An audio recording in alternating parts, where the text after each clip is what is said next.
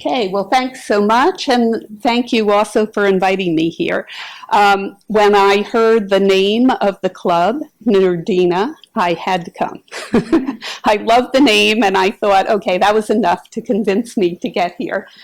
So I thought I would start off with a little bit of how I got into computer science, and how, sort of what it's like being a woman in computer science, especially when I started.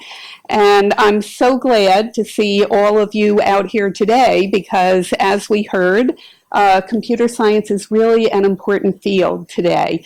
It's probably, I would say, the largest employer of our students when they graduate. It's certainly one of the main areas when you graduate with an undergraduate degree from college that you have lots of options open to you.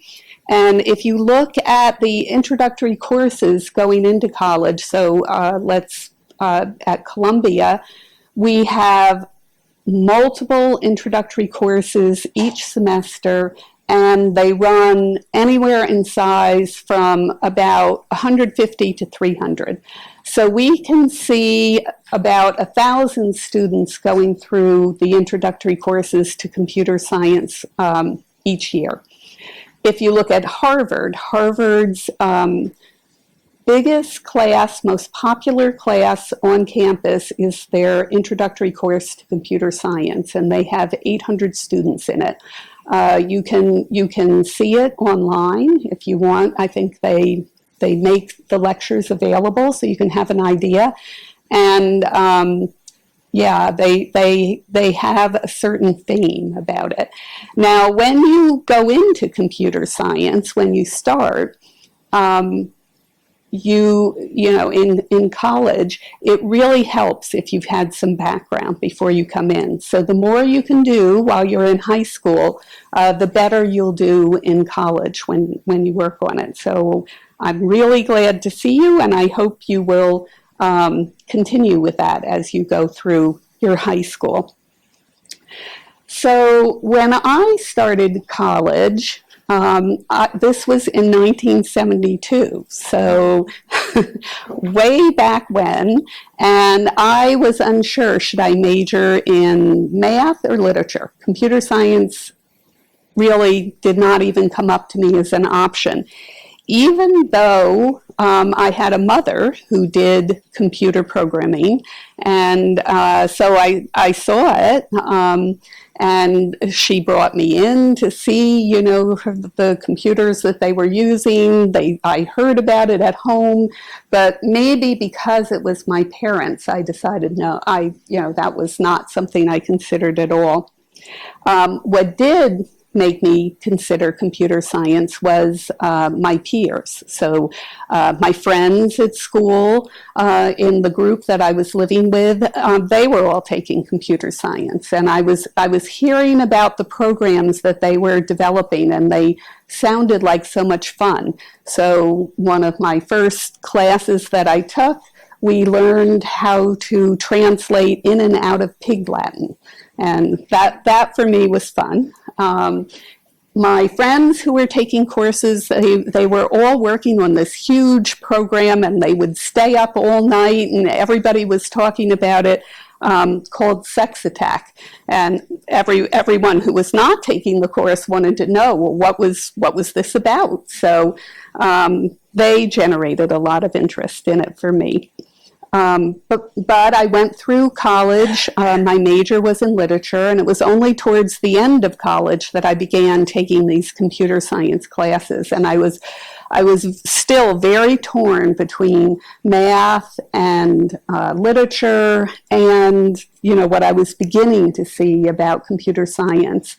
It was only when I graduated that I met somebody who told me about the field of natural language processing, and that was the first that I saw that I could really take two interests and combine them into one. So I could keep my interest in literature and language, and I could work with it with computer science.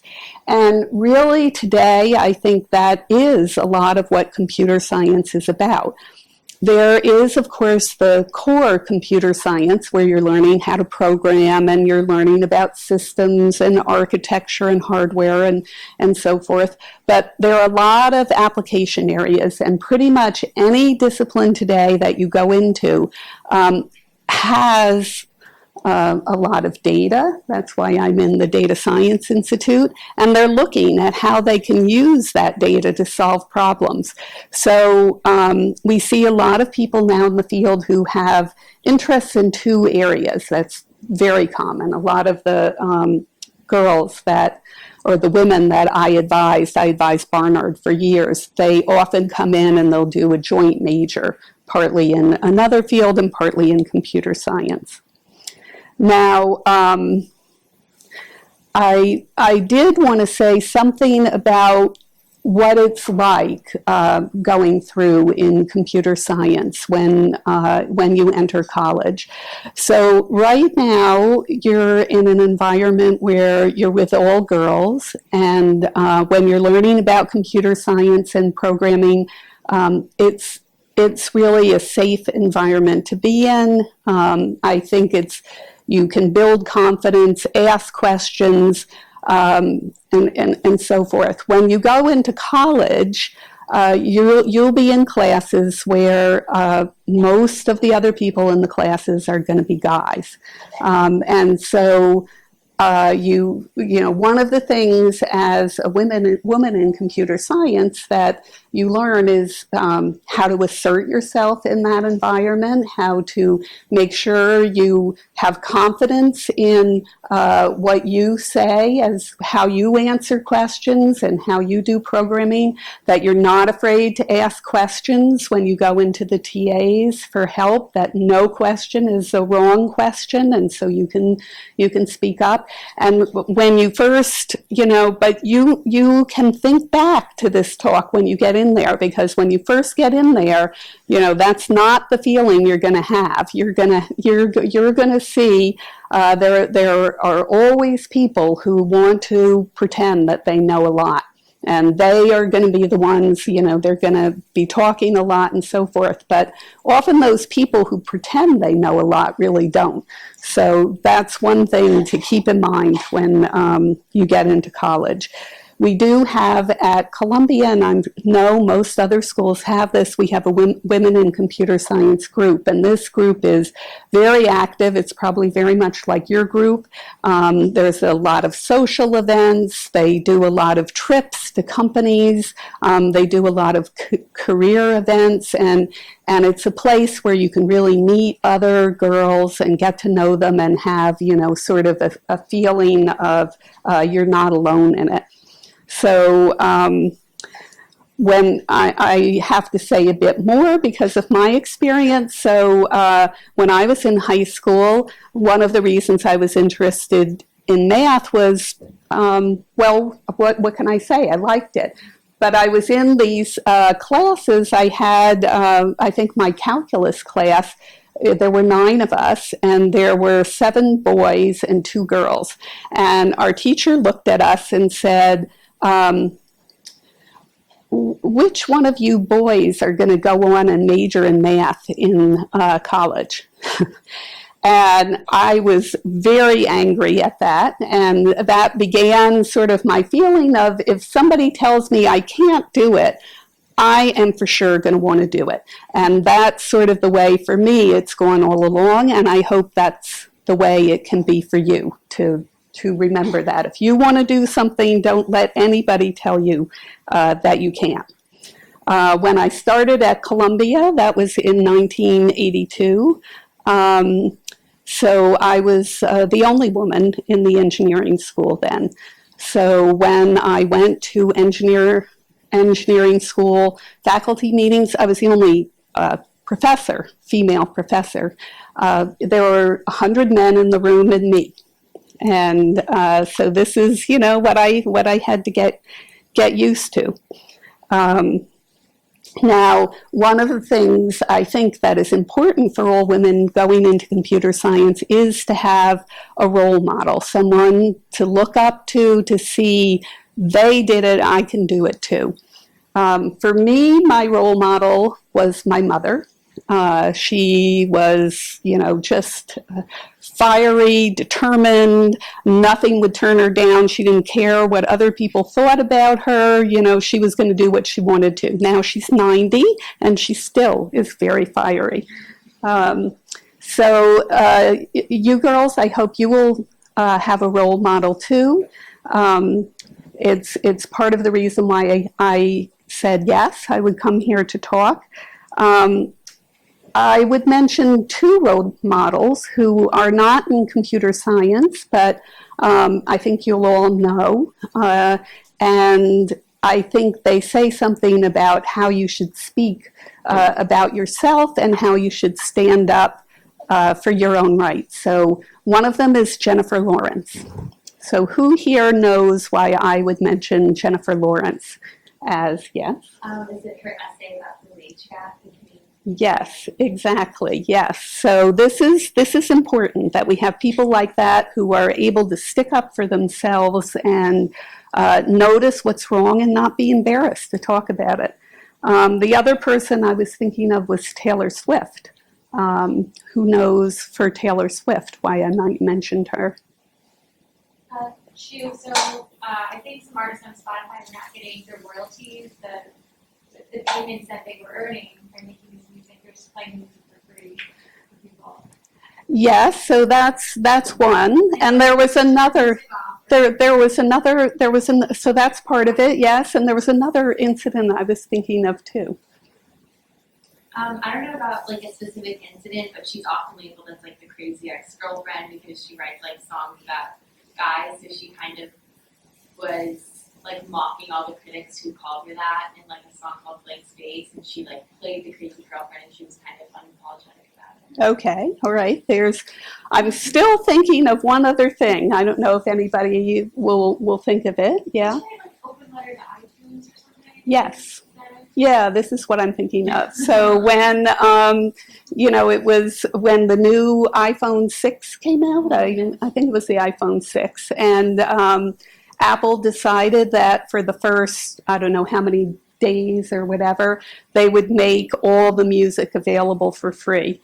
And Taylor Swift was the one who stood up to that and said, you don't give us free iPhones. Why should we give you free music? So these are all just examples of where women stick up for themselves, and it's important to remember that when you go into computer science. All right, so I'm going to talk today about my work in natural language processing. I'm going to tell you a little bit about it. I hope to leave enough time for questions. We'll sort of see how it goes. Please interrupt me. So if you have questions or you're not sure what I'm, if you're unsure about what I'm talking about, please ask questions. So my vision right now is to be able to develop systems that can generate presentations that connect events, opinions, personal accounts, and their impact on the world. And as we heard in the introduction, I'm currently directing Columbia's Data Science Institute. The Institute has many centers. One of the centers is called the Center for New Media, and that's where my work fits in. So in today's world, all companies, all disciplines have huge amounts of data. And there is the possibility to use that data, to learn from that data in order to develop systems that can solve problems in the world. So when I talk about my work today, I'm going to be talking about it in what's called the machine learning framework, or this would be a data science approach. And so I'm going to talk about a number of different tasks, if I have time to do more than one. And for each of these tasks, we're going to look at, can we solve the task? And to create that solution, we need data. Often the data has to be labeled. We have two kinds of data. We have training data. This is data that we feed to the system so the system can learn from example in order to develop a model which then solves the task. And we have testing data, so we'll divide the data into two parts, and the testing data we'll use to see how well our system performs. After we've developed it, we'll test on the testing data, and we'll have some metrics that we use to measure how good it is. So this data is often labeled, and it's usually labeled with the answer to the task. So, for example, I could talk about some of the early programs in this area where we have a lot of language data, text data, and within each sentence, for each word, we label it with its part of speech tag. So the word dog, we would label with noun. The word ate, we would label with verb. The word the, we would label with determiner. And we would feed all of this labeled data into the computer and develop a program which could take sentences in and itself could label the words in the sentence with their part of speech. So that's what I mean by labeled data. Now, to learn how to do the task itself, the program typically will extract features from the text data. So let's go back to our part of speech tagging task. What kind of features might it use? It's looking at one word in the data. It might use the words to the left or the words to the right to determine what the tag should be. And we can imagine how that would work, because if we see a word like the, it's very unlikely that a verb would follow. So that would be one feature that we could use. And then we'll use different kinds of machine learning to be able to predict the output for the particular task that we're looking at. And nowadays there are a lot of machine learning tools that are available online. One of the ones that people often use is called Weka, and it contains many different algorithms for machine learning as part of it, and so you can use it to experiment with it. Now, my work is not on the machine learning itself, so my students are going to use a tool like Weka to experiment with different features and with the data that they have in order to be able to predict the output. So what I'm interested in is what data is available for learning. For a long time, when people were working on these learning tasks, we would have groups that would manually annotate the data. So we would have linguists who would sit down and they would be given sentences and they would label each word in the sentence with its part of speech tag. So I'm interested in, can we find other places to get the data where we don't have to manually label it ourselves? And I'm also interested in what features yield good predictions. So, and I'm particularly interested in it because I'd like to think about the intuition behind the features. You know, why does one feature work better than another? So in my work, we've looked at a variety of different kind of genres, and I've laid them out here from along a continuum from more objective at the top to more subjective at the bottom, so from fact to fiction. At the top, we have scientific journal articles and news, which are more objective in nature. They should be, what they are talking about tends to be more fact. As we move down and we get into online discussion forums or personal narrative, here this is more subjective. We tend to find information about people's viewpoints, about their opinions, sometimes about their emotion. And when we get to the bottom, novels, we have fiction, which is not fact at all. Now, I am not going to be able to talk about the work that we've done in each one of these genres, so I'm going to focus in on one or possibly two examples. And I'm going to start with work that we're doing in news and online discussion forums. So we were motivated by this work by Hurricane Sandy. How many people here were living in New York when Hurricane Sandy hit? Yeah, so almost everybody. So you will probably remember what it was like. You were probably worried what was going to happen. Were you in a location where you had to evacuate? We had a lot of events happen after Hurricane Sandy hit. We had flooding, we had fire. You didn't know where could you travel, where could you not. We had the blackout. So the work that we're doing here is to be able to monitor events over time. And we're particularly interested in disaster. So when a disaster strikes, we've got a storm that comes in, or an earthquake, or a fire, or even social or political unrest. Can we monitor news and what people are saying on social media to provide updates? This is the field of what's called a crisis informatics. There are a lot of people who are interested in this field right now, sort of what kind of help can we provide when we're working in computer science when these kinds of things happen. So the data that we're using, it's 16 terabytes worth of data, so it's a lot.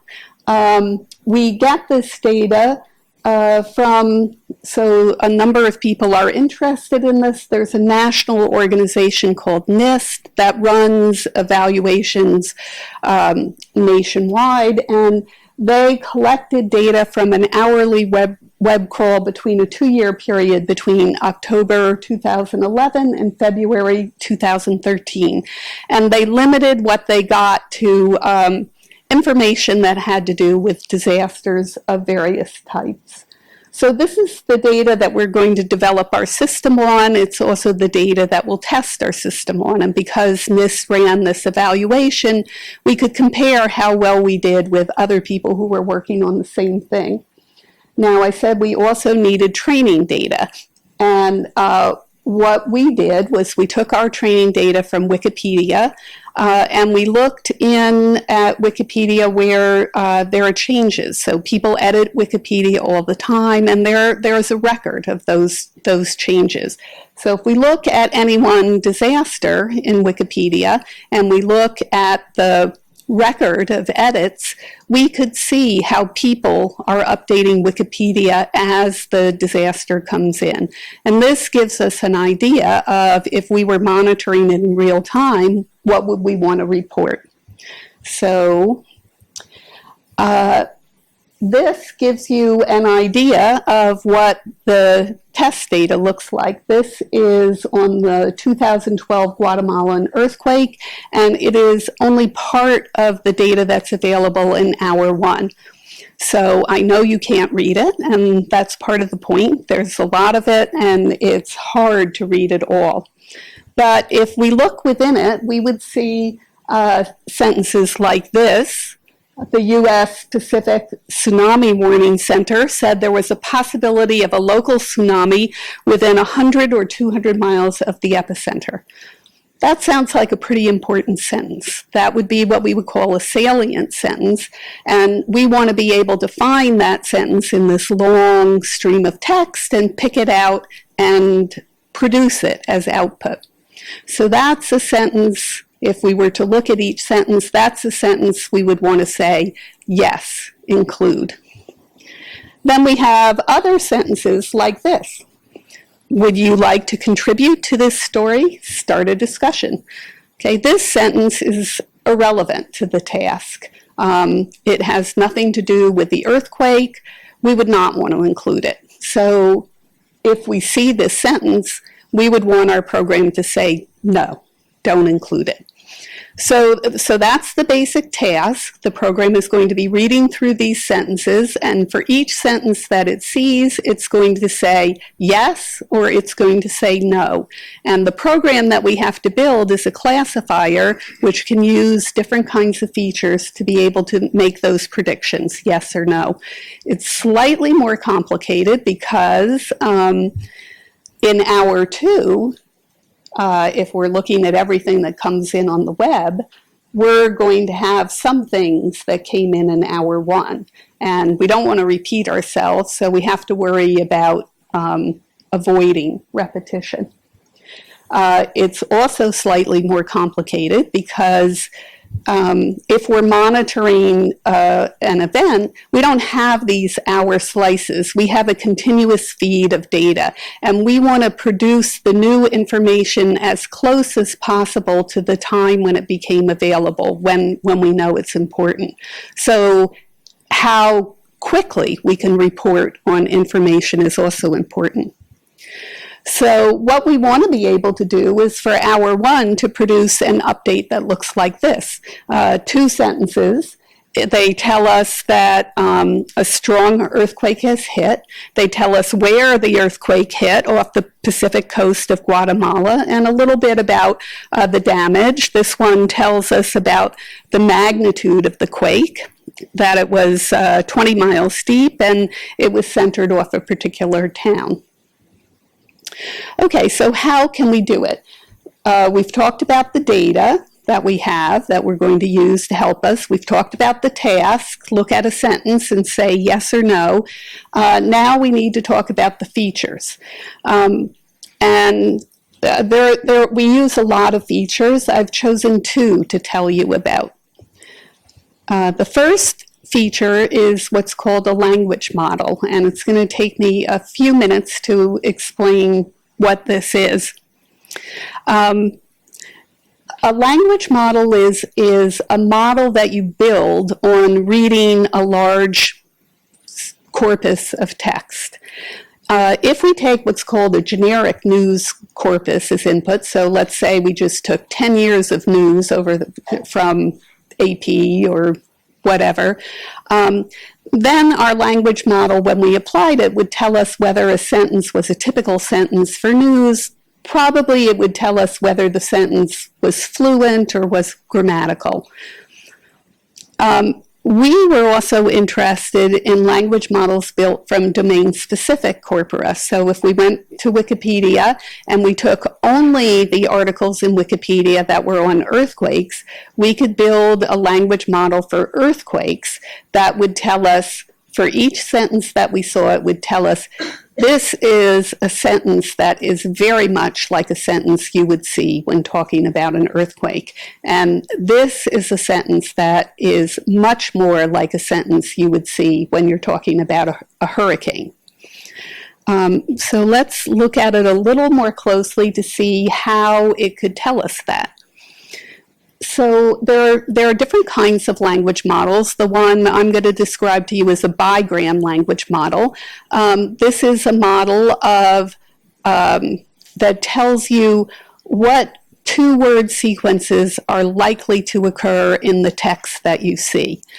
We could have a trigram language model that would be 3-word sequences, and they have them, all the way up to 5-gram or 6-gram language models. So what this does is it models the probability of finding a 2-word sequence in your text.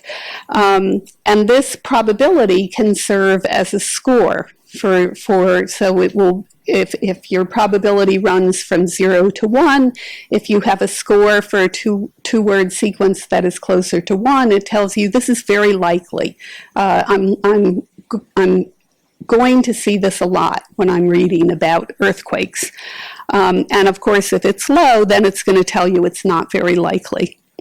Once we have scores for bigrams, then we can compute a score for the sentence by multiplying our probabilities together for the bigrams in the sentence.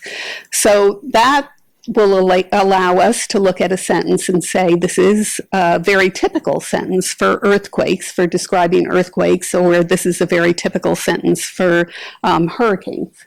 So if we look, these are some examples of some different bigrams that we might find. Let's take the bigram magnitude 7.5.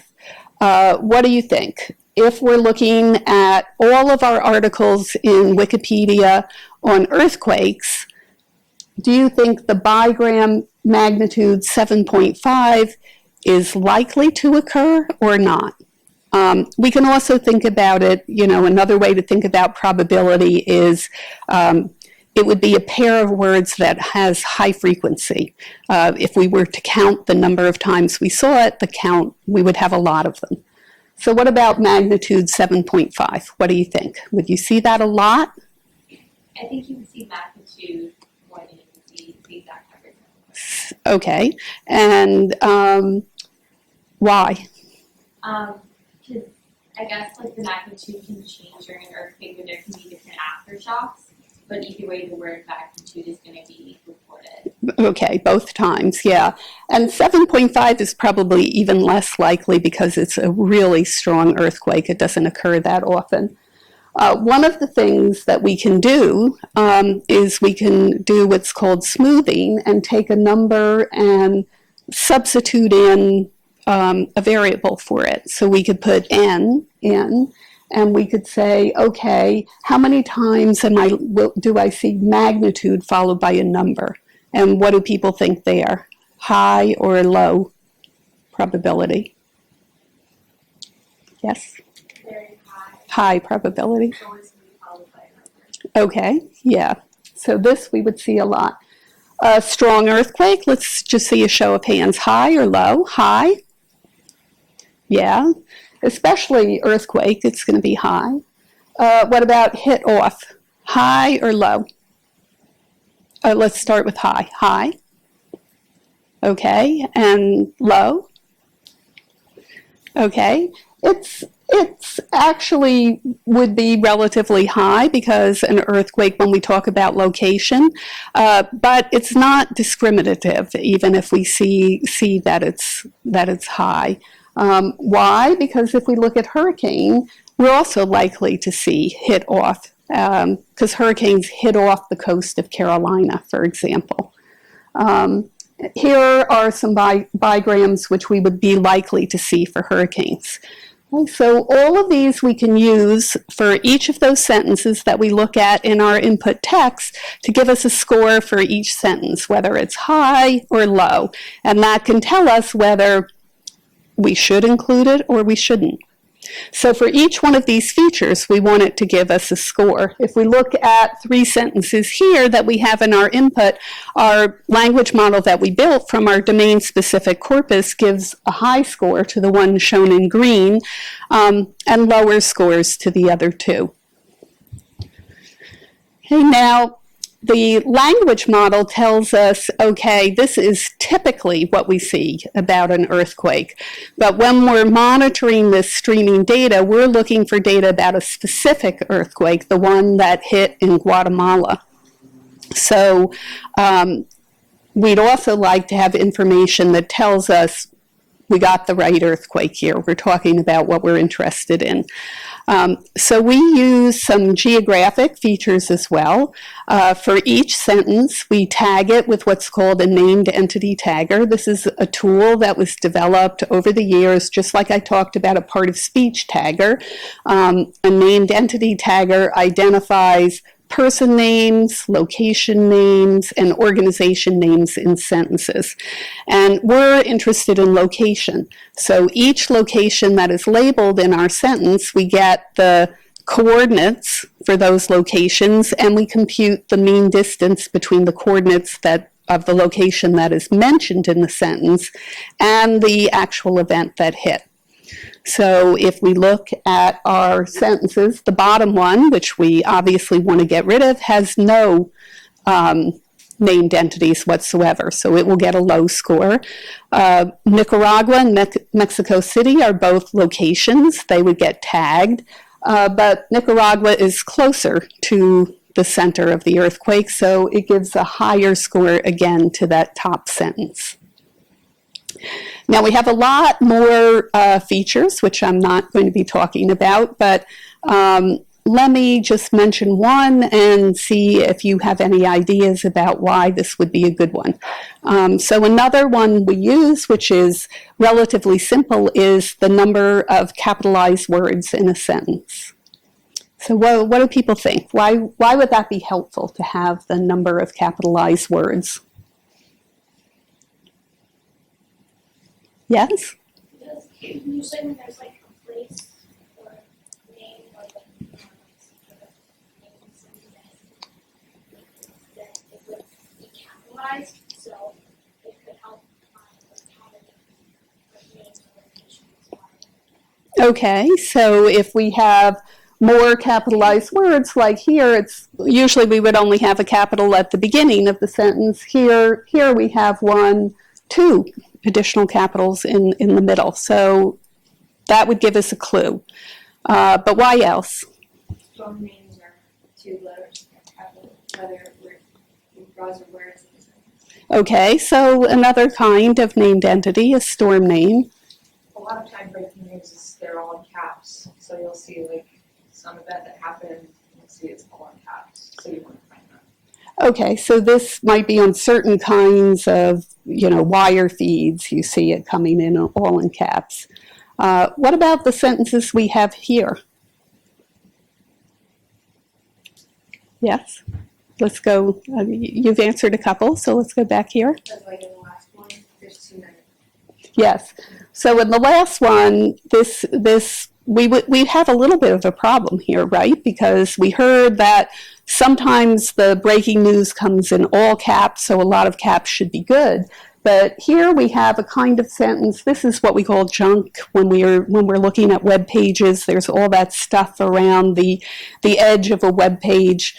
Which if we were to scrape it, we would see, but you guys don't normally see when you're looking at a web page, and we want to get rid of it. And that often has a huge amount of capital letters that we don't want to see. Okay, so we have 2 features I've talked about, the language model and the geographic score. Let's call them LM and GEO.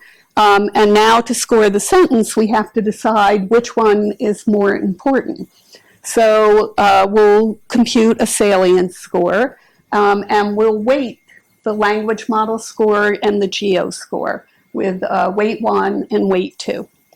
Now, how can we decide what these weights should be? What do you think?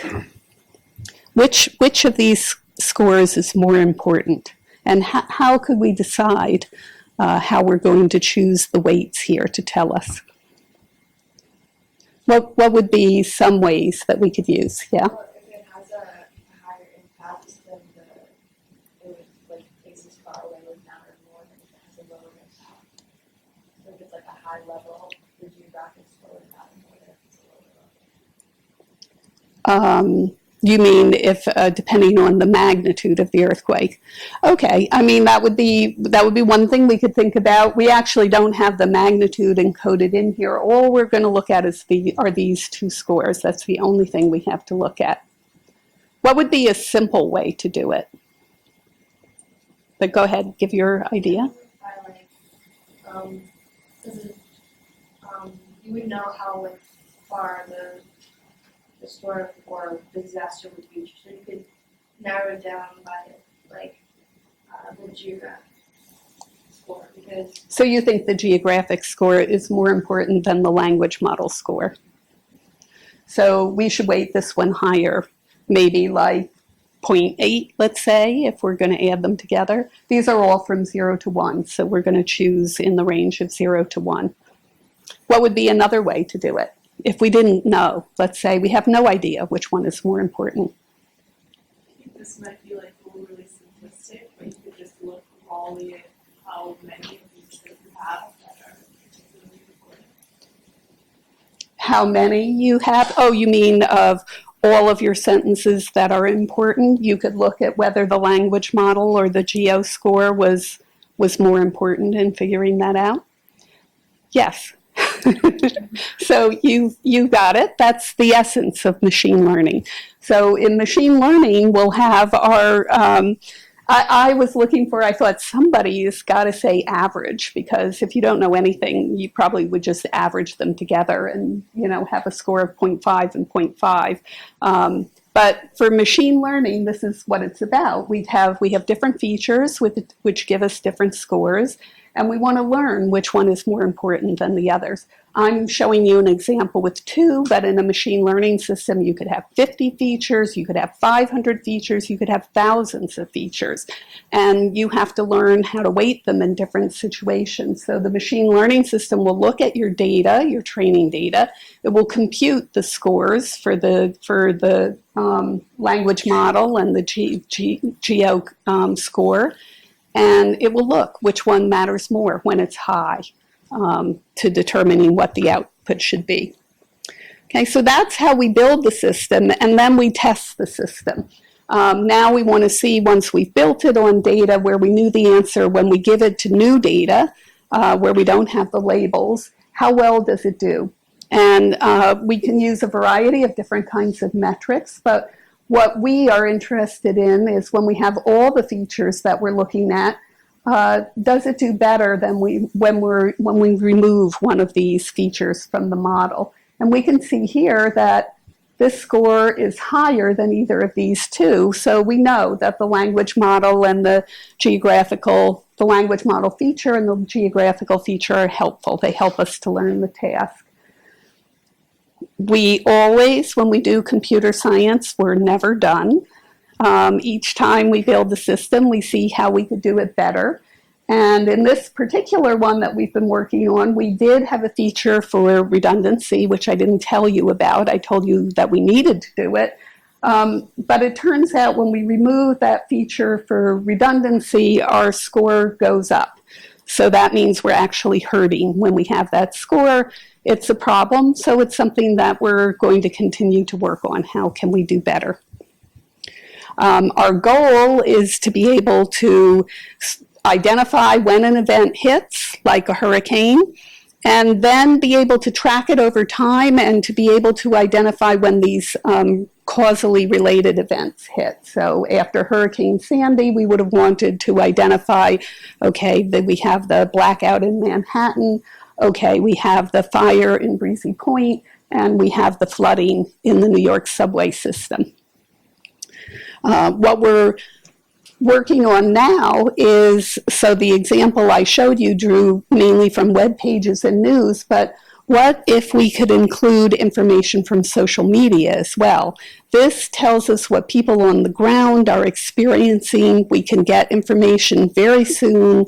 We don't have to wait for it to be published in news. And this is some example of text from social media during that time, and you can see the difference.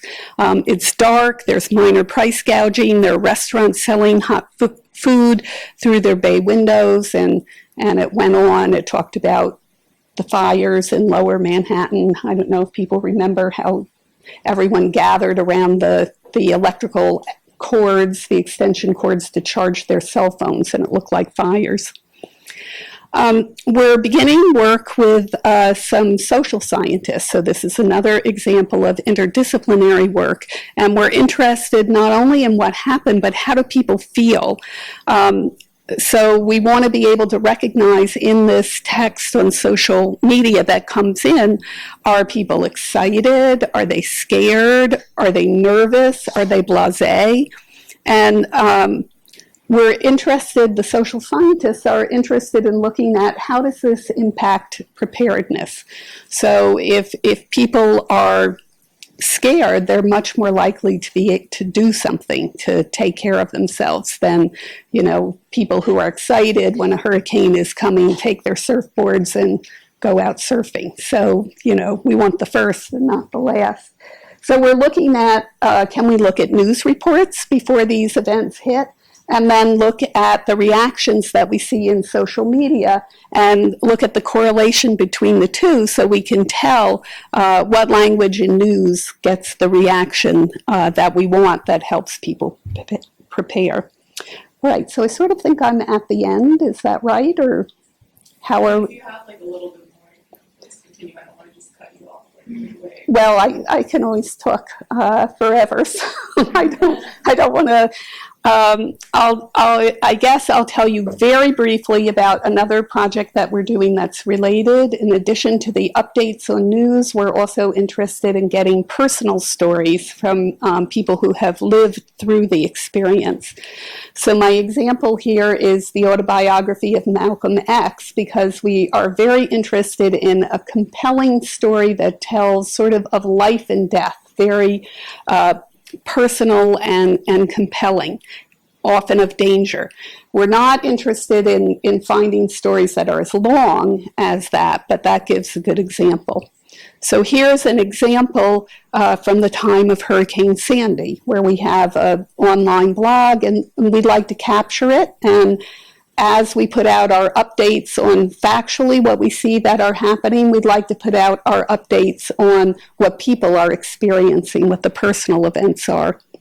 So we start off with this story. We were sitting down to a late dinner on Monday night, and the storm was supposed to hit. It was incredibly windy, but the rain really hadn't been that bad. And then we come to what we call this series of complicating actions. By 10 p.m., the skies lit up in a purple and blue brilliance, and the power started to go out here and there. That's when I noticed neighbors across the street running out of their homes and fire trucks racing down the block. I saw a steady trickle of water coming down the street on both sides, and then water began pouring in through the cracks in my basement door. So my husband went to grab the pump. And then finally, we have what we're calling the reportable event. This is that compelling moment of sort of life and death. He went upstairs to get a tool, and in those few seconds, ocean waves broke the steel door lock and flooded the basement 6 feet high in minutes.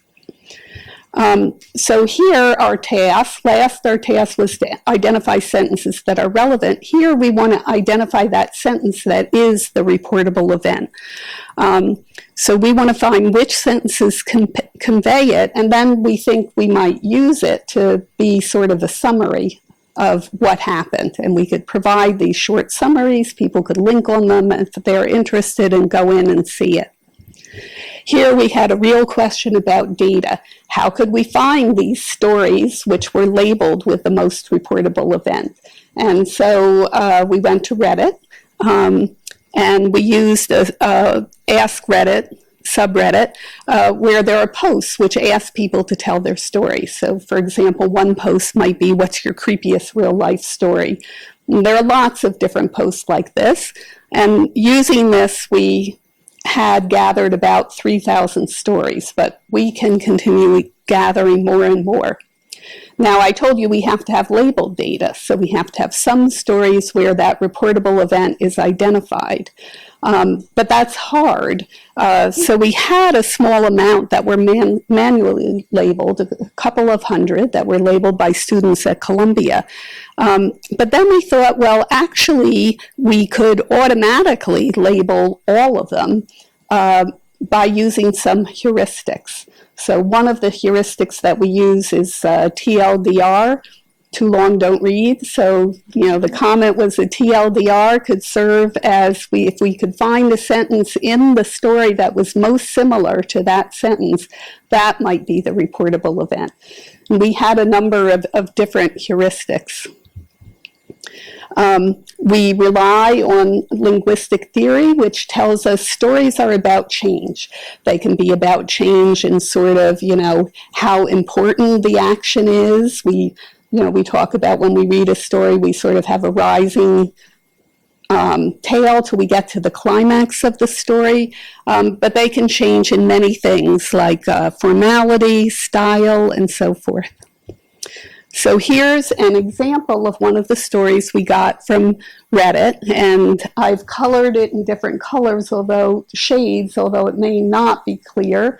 But again, you can see it's like one of these stories. The scariest thing that ever happened to me, I was driving down the motorway with my boyfriend in the passenger seat and my dad in the seat behind my own.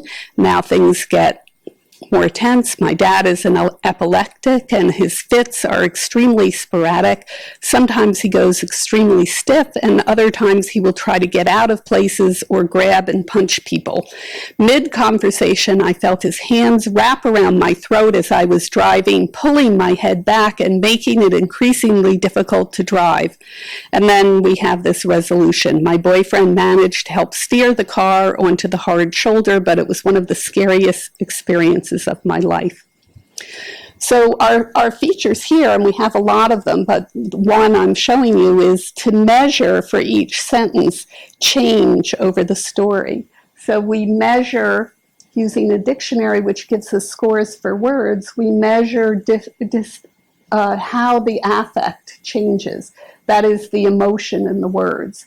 And we can see here from the green line that we have a minimum at the point when the words are least pleasant, and we have a maximum where the words are most intense. And we use that to help us select the most reportable event. So again, we measure our results at the end. We find that the features that we have representing change are the most helpful, and we experimented with different ways in which we could use the data. Suppose we only had a small amount of labeled data, how well could we do? Suppose we have a large amount that's labeled, but it's very noisy, how well do we do, and so forth. So in closing, I would just mention one of the other genres that we've worked on, we had a project on 19th century literature where we looked at building social networks based on the conversation in the novel, and we measured based on the social network how well we could provide evidence for or against theories from people in literature. And then we've also been working with scientific journal articles. This is one volume of Nature, and we looked at whether, with features that we extracted, could we predict how much impact a certain article would have in the future. So thank you.